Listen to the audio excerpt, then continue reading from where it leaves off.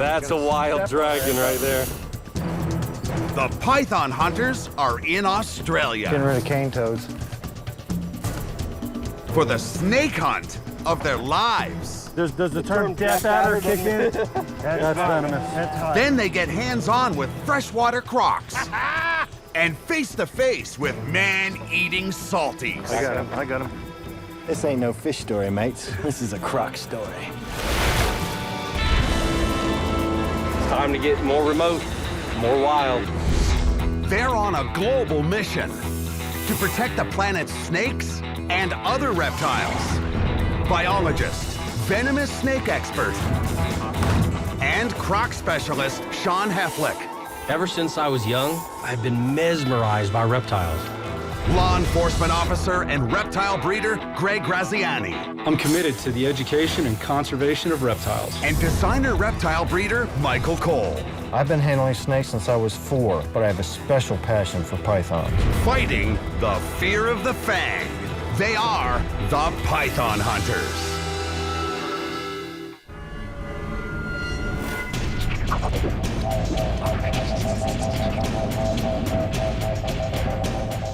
Ah, yes.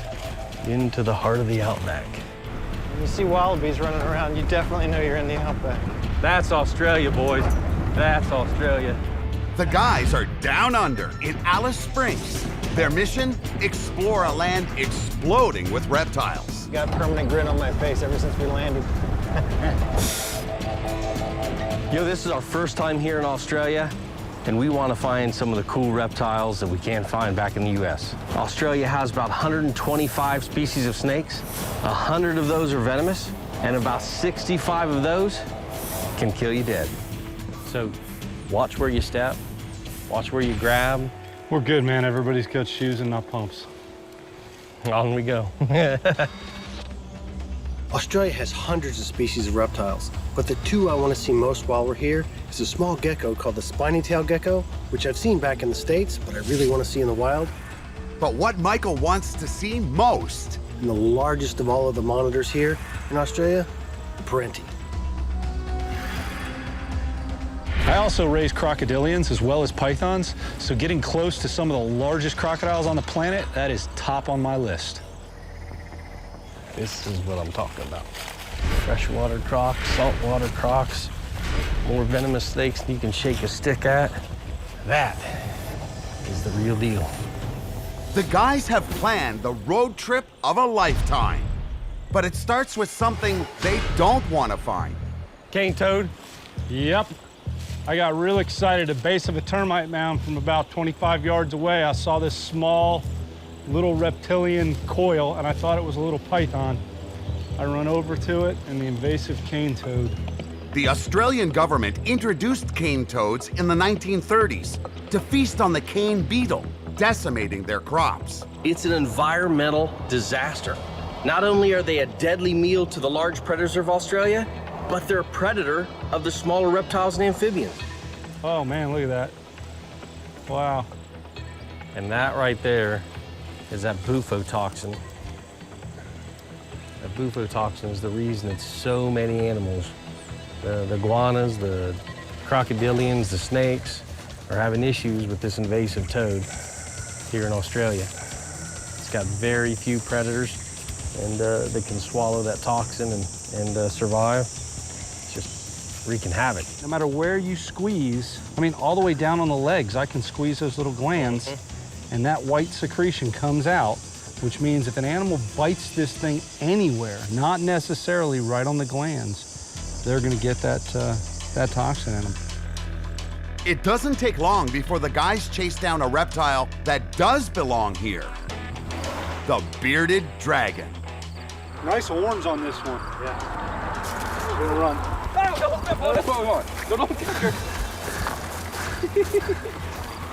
Now she gets tired. There we go. That Well, was I tell funny. you what. Did you? She was running and popping and trying to give little nips here and there. I thought That's a wild dragon right there. Oh, a little saliva. Did you see that saliva? Yeah. Cameraman's on the menu, baby. I'm really glad to see Sean excited about catching that bearded dragon because, you know, I need these guys on board catching lizards. There's lots of lizards here, as well as crocodiles and snakes. Oh, yeah. That's the display right there that you don't see in captivity anymore because the animals are handled all the time. Look at the color on her back. Very handsome dragon. Very handsome dragon. Before heading into the Outback, the guys go to the Alice Springs Reptile Center for a primer on what they'll find in the wild. Hey, Lex. Hey, how you doing? Yeah, good, mate. Yourself? What do you got there? One of our collet snakes. Very nice. Yeah, one of our old girls, unfortunately, but she's, yeah, gorgeous little thing. So, beautiful. Yeah, generally pretty good nature on this one. Our old boy's not quite as nice, unfortunately. But, It's been 15 years since I've owned those in my collection. You're making me homesick. What other venomous are you keeping in here? I've got some mulga snakes in here. The other common name everyone hears is king brown. What do you want? You come and say good day? That is probably the prettiest king brown I've ever seen in my life. Yeah, here's a gorgeous looking animal.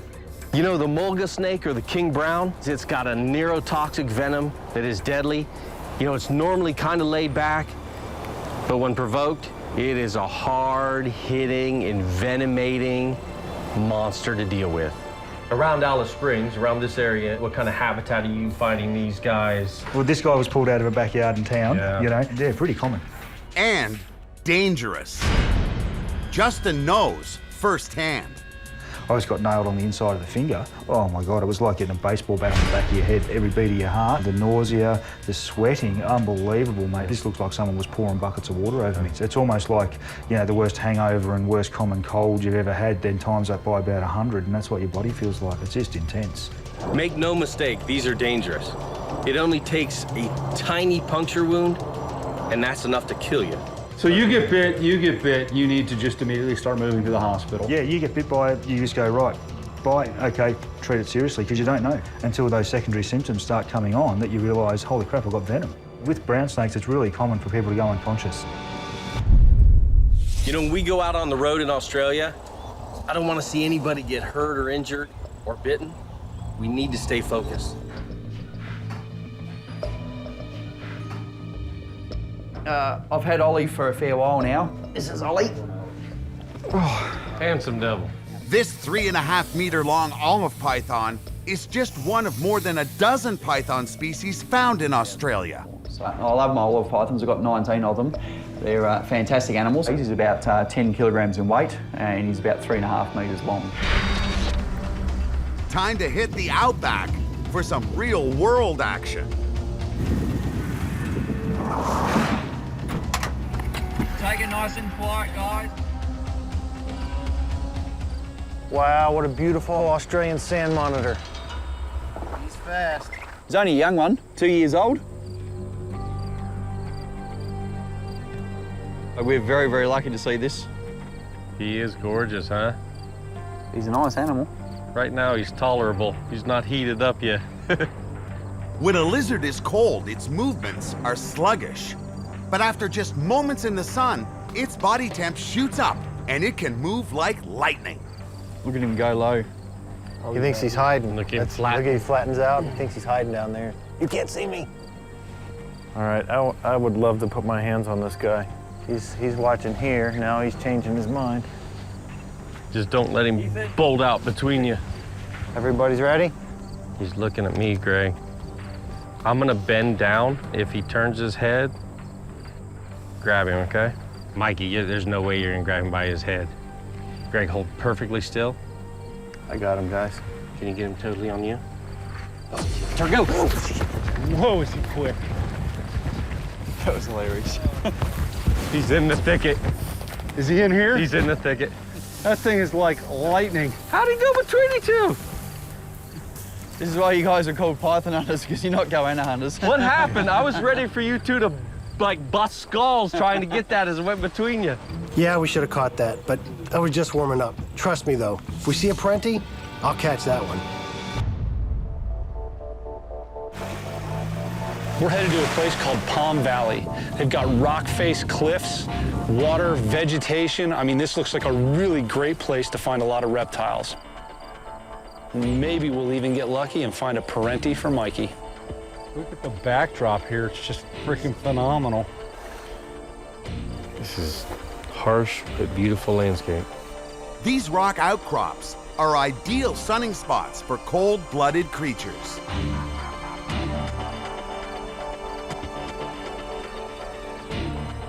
Right in the middle of that rock is a monitor.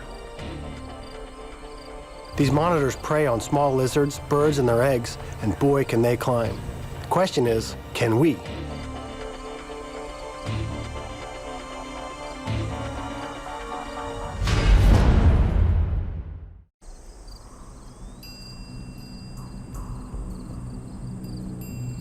Oh, I see his head. He just poked up and looked up. Oh! Careful. The freckled monitor is a uniquely patterned lizard that can grow to about 80 centimeters. Well, he could have gone under here. He came right up here. Do you have something? He's 13 inches in that direction. He is exactly 6 inches from, he's coming this way, Go, get him! Oh, jumped on Greg. Get him, Greg, get him down. Under your foot, under your foot. Crap! Before I realized what it was, he shot out of there, and I think he hit me in the face first. Yeah, I saw another one climbing on that boulder down below, and I'm like, let's give it another go. Come out. Yep, there he is, his whole body. That one made a fool out of us, but we're learning. Next one, he's ours. He's a 2-footer. He has two holes to come out of. He can come out of this hole, or he can come out of this hole. He's got a perfect little cave there. You know, back home in Florida, we've probed a lot of rock piles and holes for pythons, but these are lizards. They're gonna be a lot faster and a lot harder to catch when they bolt out of these holes. There you go. Yeah, I see him right there. I got a tail and a body. Sean, okay, here we go. Oh man, I can touch his tail. He's under the bottom of this rock. He's trying to go out here. Still there? Keep going, keep going, keep going. His head is right on. Keep going. He's out, he's out, he's out. I got him. Yeah, get him. Right there. Nice. Right there, hold on a second. Look at that. These guys like to tease me about being hung up on these small lizards, but it doesn't take much to get them out there chasing them too. All right, man. Talk about teamwork. If I'd have missed this one, I'd have never heard the end of it, because I've already had one run right across my chest. That's true. Oh. Fellas, that was truly between a rock and a hard place. Unfortunately for them, we're very determined. Yes. These monitors take their rock crevices seriously. And I'll tell you what, fellas, that's one of the best ones I've ever seen. That is just an absolute stunner. That's one of the best looking tristis I've seen. You know, Rex is really excited about these things, but so are we. These little beauties are hard to find. Hell, they're hard to catch. I mean, look at the red and the coloration in this animal. Wow. Look at the pattern. You know what it looks like? Animal. It looks like an Aboriginal painting. He does. Oh, yeah. That looks exactly like the backdrop of an Aboriginal painting.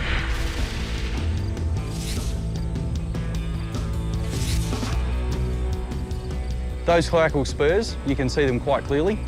They're one of the only species that actually has those cloacal spurs. So, but with the males, you can tell straight away they're a male, and the female, the spurs are so small we can hardly see him. So that's easy to tell he's a boy. Yeah. He's only a young boy, but it's easy to tell he's a boy. Woo! Good teamwork on that, guys. Tristis monitor, baby. Hey, you know what? I knew we'd get one. It's no spiny tail gecko or Parenti, but it was a lot of fun to catch. Back to the search.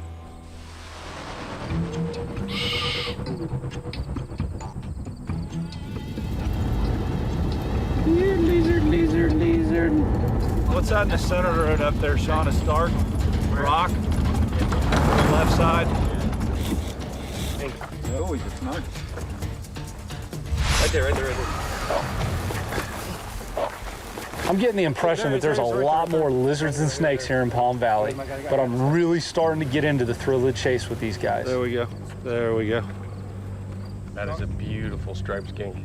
This is one of the smoothest feeling reptiles you'll ever put your hands on. I mean, they almost feel like porcelain. All those scales, not only are they a little bit of protection, but it allows them to maintain that moisture in their body. You know, a lot of lizards use that tail as storage for fat for times when food is lean.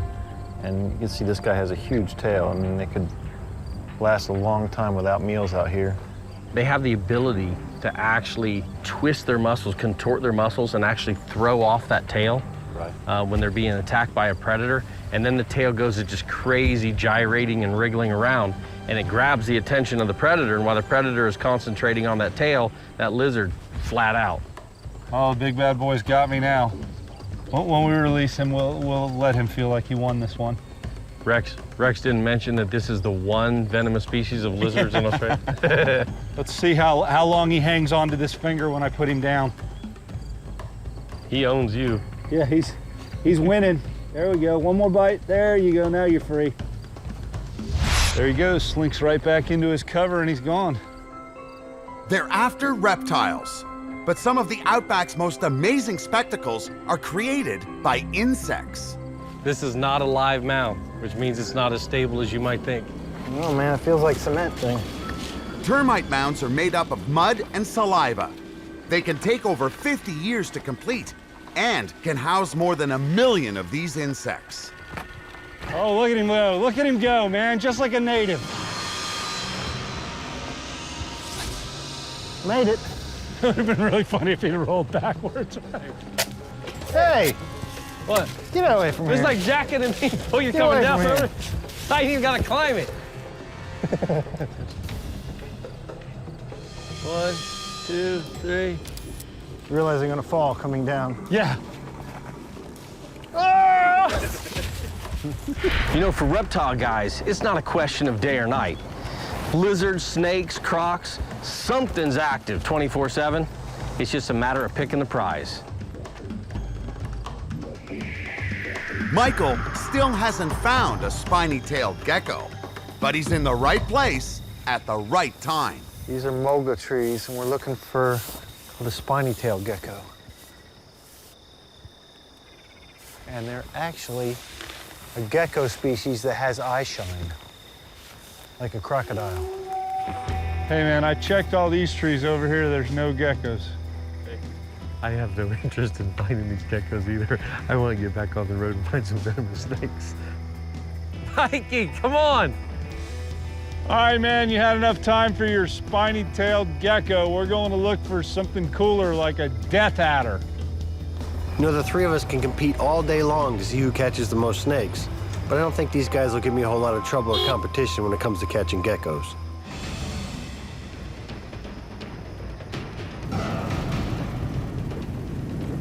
Snake, snake, snake! He was little. There he is. There he is. Oh, There it is, go, there go, it is. It's a death adder. Yeah, death adder. Seeing a death adder in the wild, that's just a dream come true. This death adder is awesome. Not only does it have one of the fastest strikes in the snake world, but just like its name says, its venom is super potent. Does the term death adder kick in? I've had a lot of these. This is my first death adder in the wild, and this little baby is just beautiful. But deadly. Victims have only a 50-50 chance of surviving its paralyzing neurotoxic bite if left untreated. If you give them a little flick and you'll just see those bands just come out like that, and oh, look at that. Look at the colors on that. It's great camouflage for the red mud that you've got here. Look at that sidewinding locomotion right there. I mean, that is really cool. Look at that, whoosh, whoosh, whoosh, whoosh, whoosh. Phenomenal. Especially a juvenile. Oh yeah, You know, yeah, it's yeah. just, a juvenile's even better than seeing an adult. Oh, absolutely, absolutely. Because, you know, a juvenile means the ecosystem's working. Yeah. Look at the way he blends into those rocks. Guys, you're right in perfect death adder country right now. He is gorgeous. I don't know what else to say about him but that. Got him? It doesn't take long for them to spot something else slithering nearby. A venomous curl snake. And we, in Alice, we catch lots of these in people's pools. I love going for a swim. Yeah. Yeah, great. And these guys love biting, love biting. It's one of their favorite things to do. Pretty. So what's the venom on this like? Some people have been bitten by them have had pretty adverse reactions, so. Right. There's always that chance with anything venomous.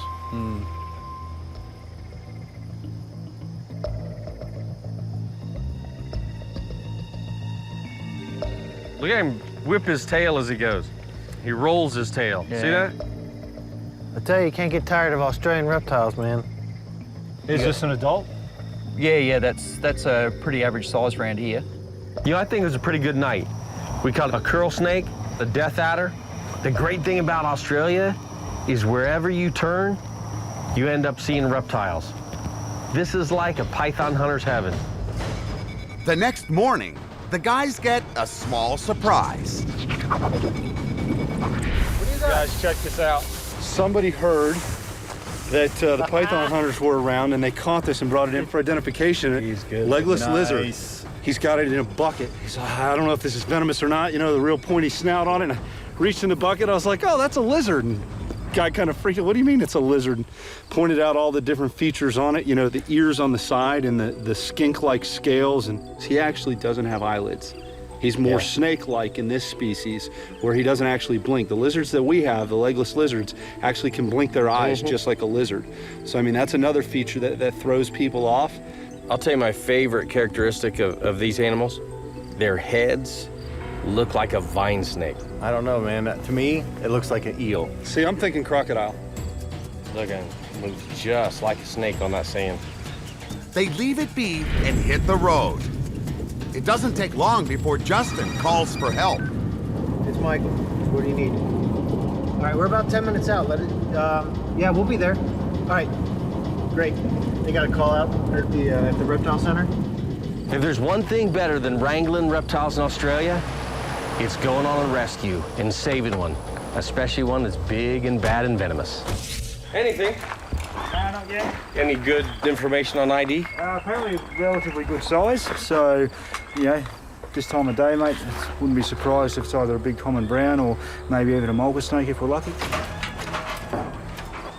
We always find stuff around pumps and that. Do you have that issue? Get a bit of that. There's a lot of nooks and crannies, though. Here, check this out, lads. What you got? What do you got? There we go. Grab your bag, mate. That is a huge king brown. He's just in there trying to hide among those plants and everything. Look at how big that is. That's a pretty good sized animal, man. He's got his head buried right down here under that little piece of cardboard. He feels hidden, but not totally hidden. Is this the size of king browns or mulgas that you typically pull out of around here? He's nearly double what we normally see. You know, a snake that size will load you up with venom. And here's your bag.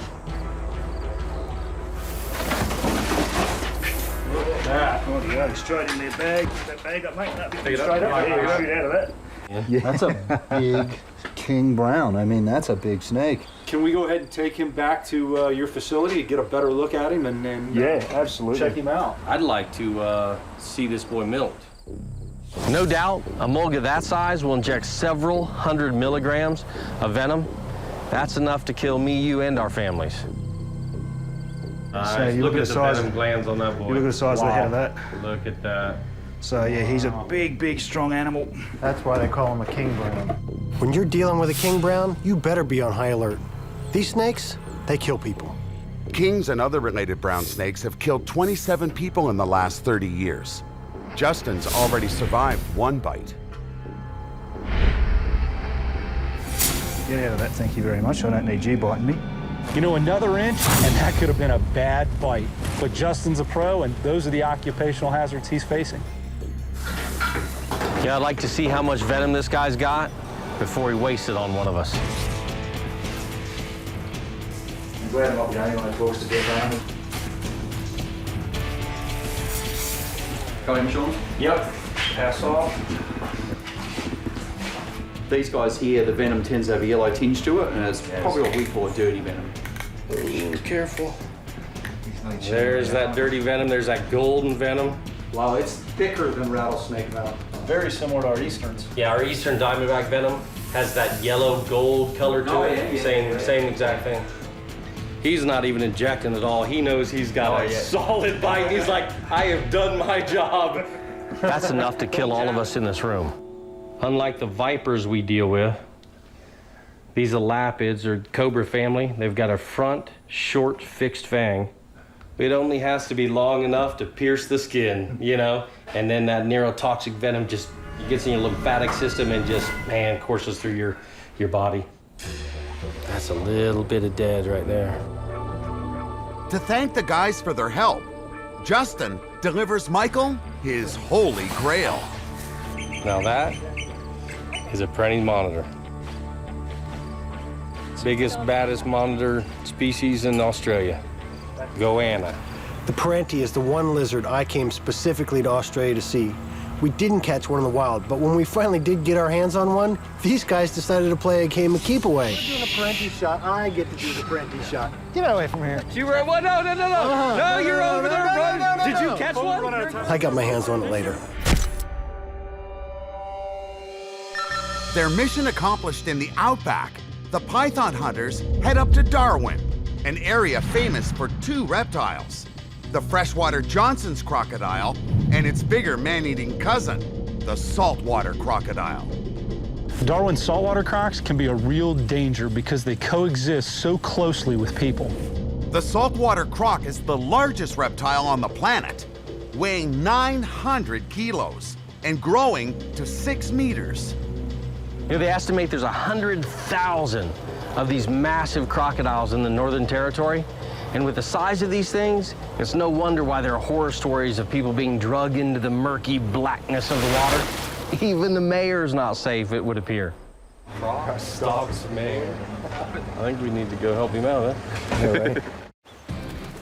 Every time we talk about crocodiles, we keep hearing about this place called Shady Camp that's supposed to be full of huge saltwater crocs. That's a place we gotta check out.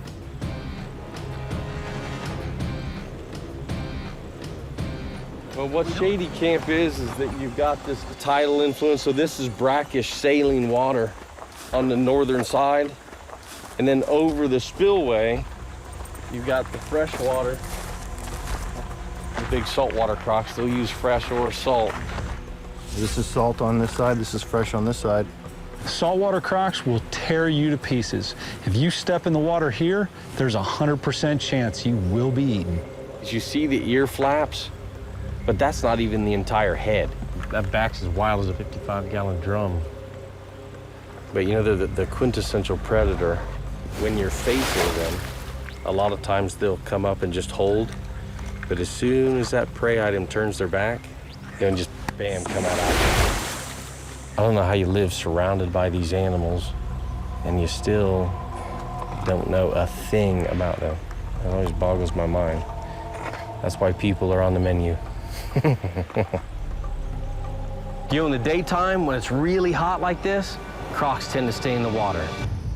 But at night, it's a whole different ball game. It gets hairy and dangerous.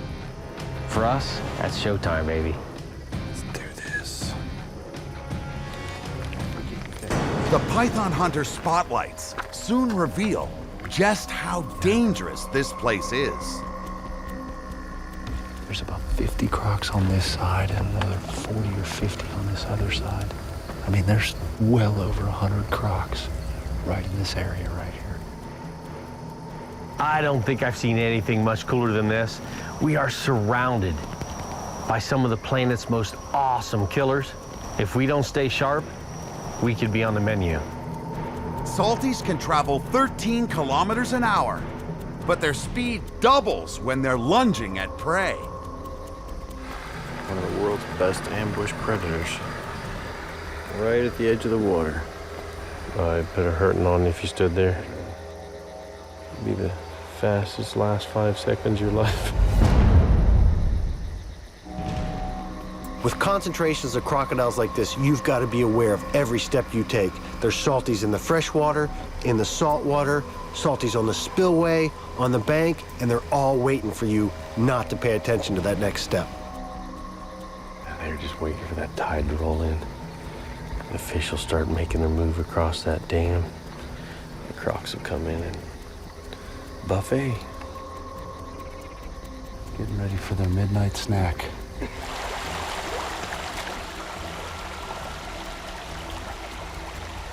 Hey, look at this, look at this. You know why all of these huge salties are just lurking around?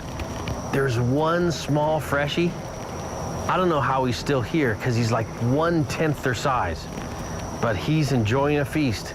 He has created a little artificial lagoon right there.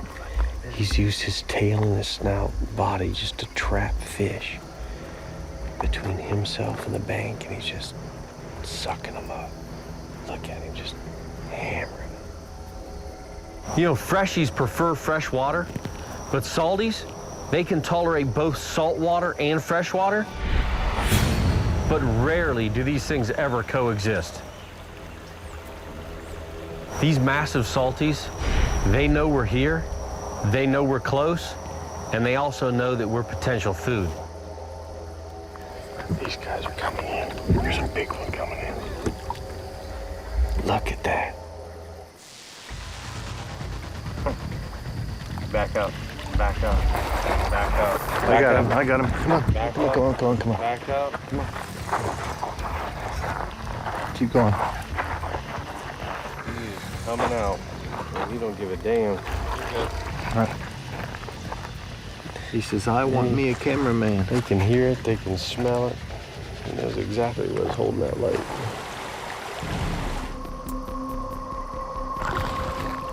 We should probably get out of here because some of these salties are taking a little too much interest in us. So we're gonna head off.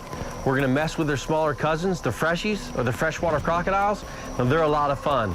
But we can't let our guard down because we've been told that salties are moving into this area as well.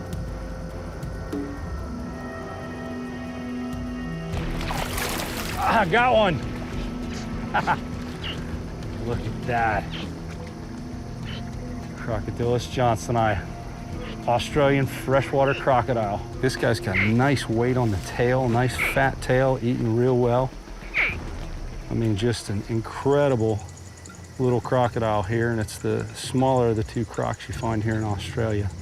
And really, really narrow snout. But you can tell this is definitely a fish eater with that narrow snout.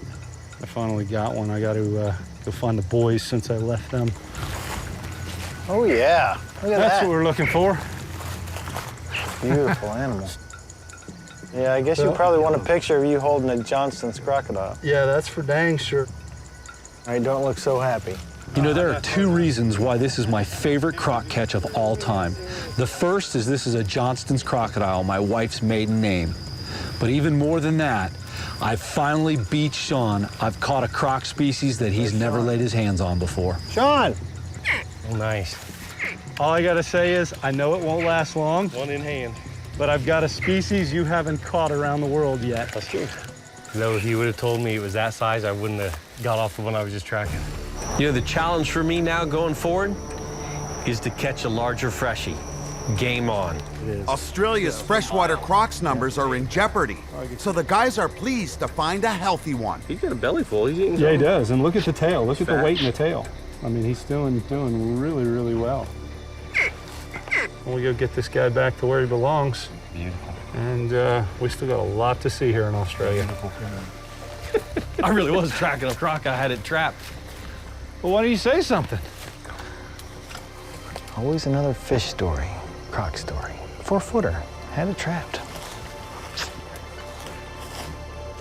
Just gonna set him down right here.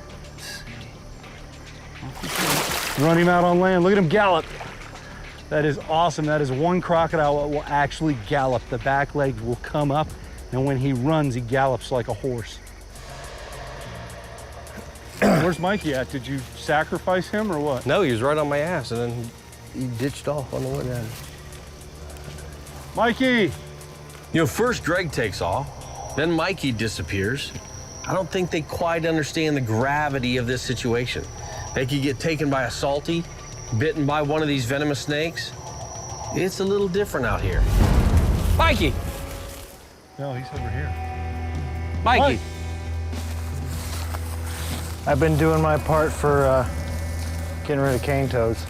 I came across one, I looked around, and they were everywhere. Now we gotta bag them up Let's and bag get them. them out of here. I know there's a lot more than this here.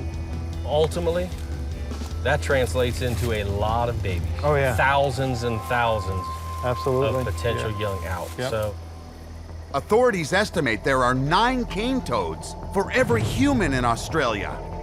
That's a whopping 200 million toads. And counting. look at these toads. They're like rats on my feet. Look at this right here.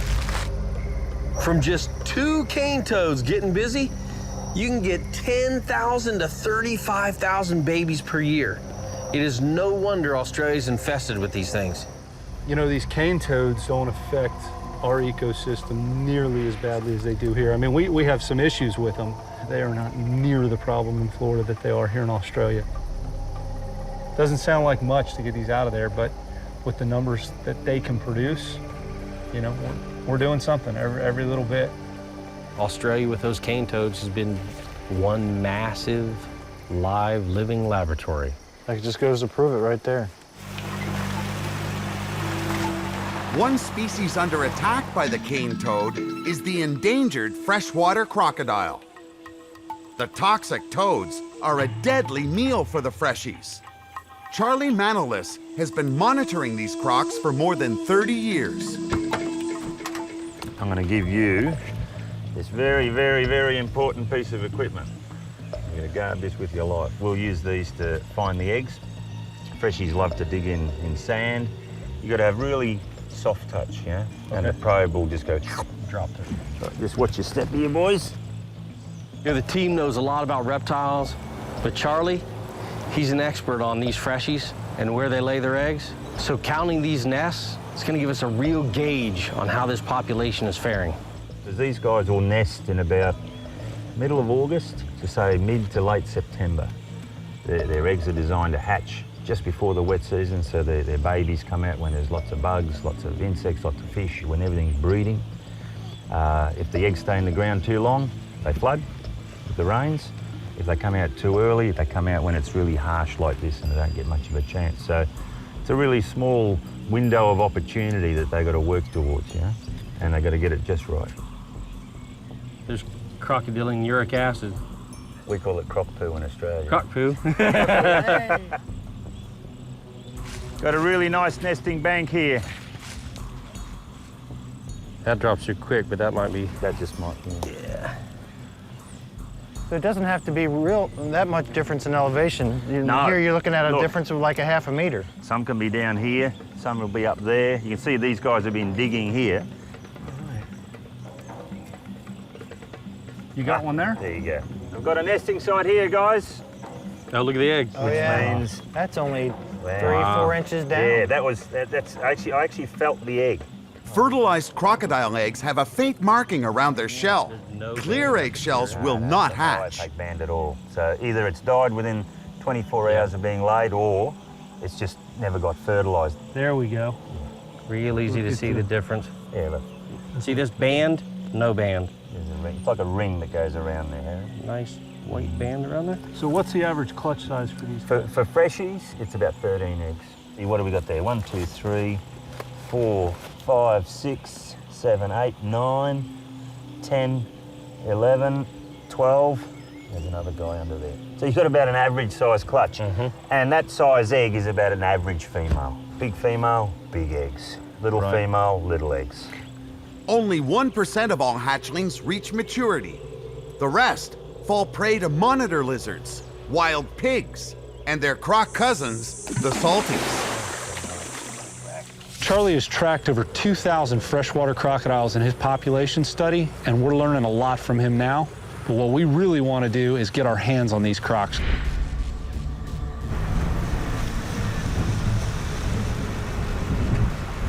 This is all underwater in the wet season. This really would be like the Everglades. Just a sheet flow of water. And this is basically a desert, but once a year it gets a good rain and then it dries right back out. What's left are ponds, known locally as billabongs. Perfect pools for overheated freshwater crocs.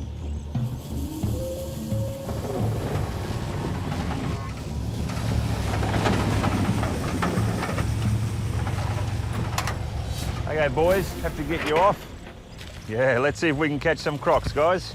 Nah, you're playing my kind of tune. Freshies aren't the only thing in these billabongs. The salties like this area too. If there's a big salty in here, it could spell disaster for one of us. That thing's belly dragging. You've got feet right here. He's going that way. Freshie, boom. You see one? Yep.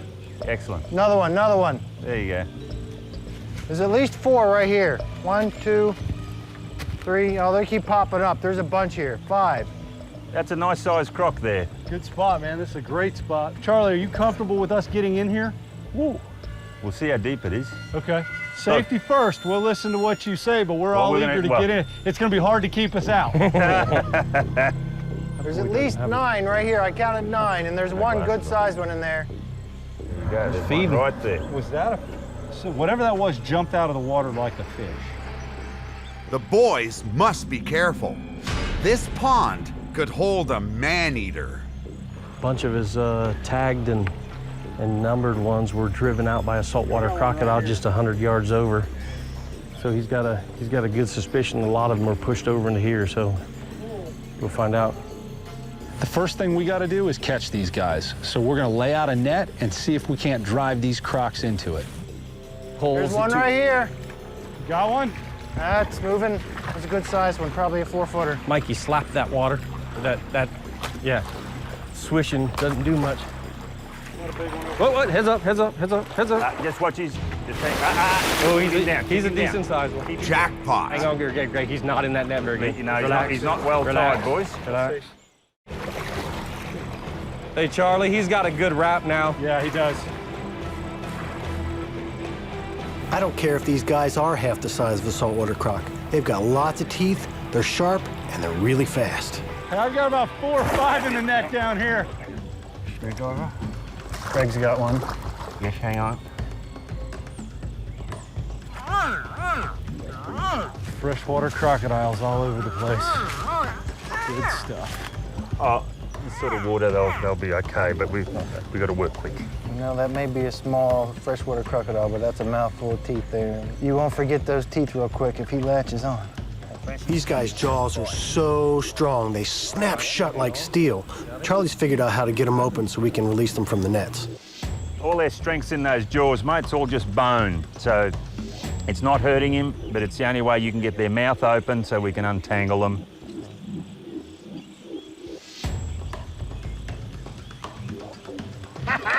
Tie him short. Look at that. If he gets enough of a whip, he'll break that, Are you listening? that rope, okay? You're excited. Are you listening? I'm listening. So you take him up there. Woo! Johnston's crocodile. Good stuff. This is a small croc, but this guy can grow up to 8 to 10 feet long and live for almost 75 years. That's close to a human lifespan. The freshwater crocs keep on coming. You got him. Yep. Look, this is love call. I found my soulmate. I know, sweetie, huh? Oh, I know. That's your love song, isn't it? Huh? I know. Yeah. You're a sweetie. Boys, he's mine. Oh, yeah. He's one of ours. One of ours. All right. You know, the best way to mark freshies is to clip their tail scutes. And this guy, he's been caught and marked before. So he's 1905. Like he would have been marked in about 2001. She may be small, but there's still plenty of fight left in her. Yeah. That is house rule. You bleed, you pay. Holy cow, there's the tooth that got you. This baby right here. See that? It hangs. You did me. They got 70 nice razor sharp teeth. You just have to rub your fingers over them and they get you.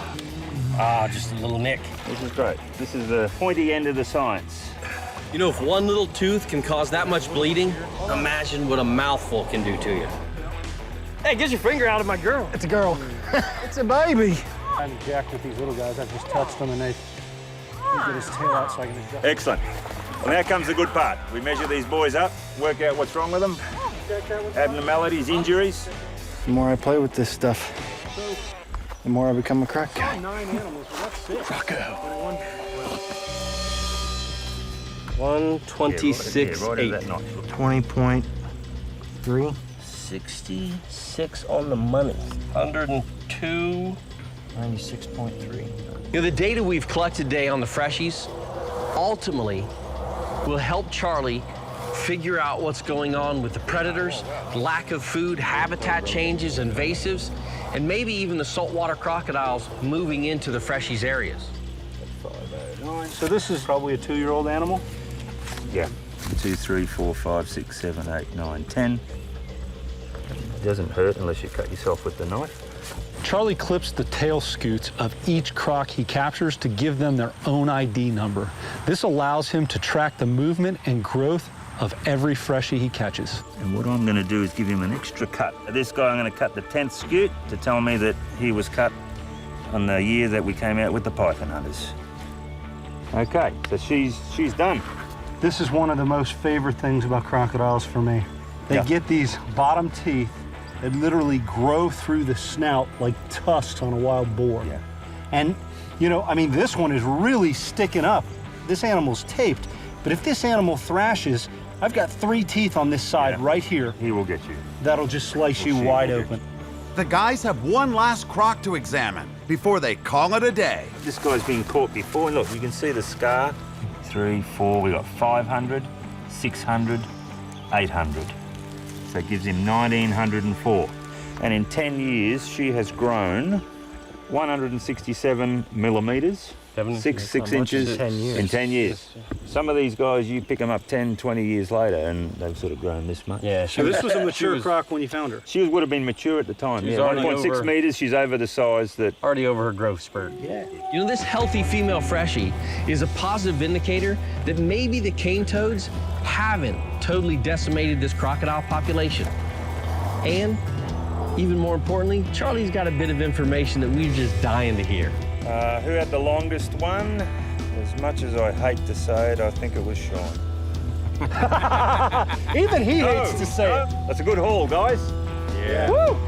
How many people do you meet to beg you to take them to a place where they can jump into the water with crocodiles? Not a lot. Collecting the data on these freshies is really important, but now we get to have fun. We get to release them. This ain't no fish story, mates. This is a croc story.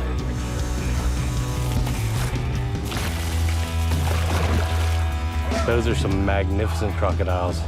This, for me, is the first species in a long time. I've been stagnant at about 11 species in the wild, and it's cool to add one to it, and especially an Australian freshie. Oh yeah, look at the cow. That's some good stuff, man. That is some good stuff, guys. Good stuff. Good. Charlie. Thank you, Excellent. mate.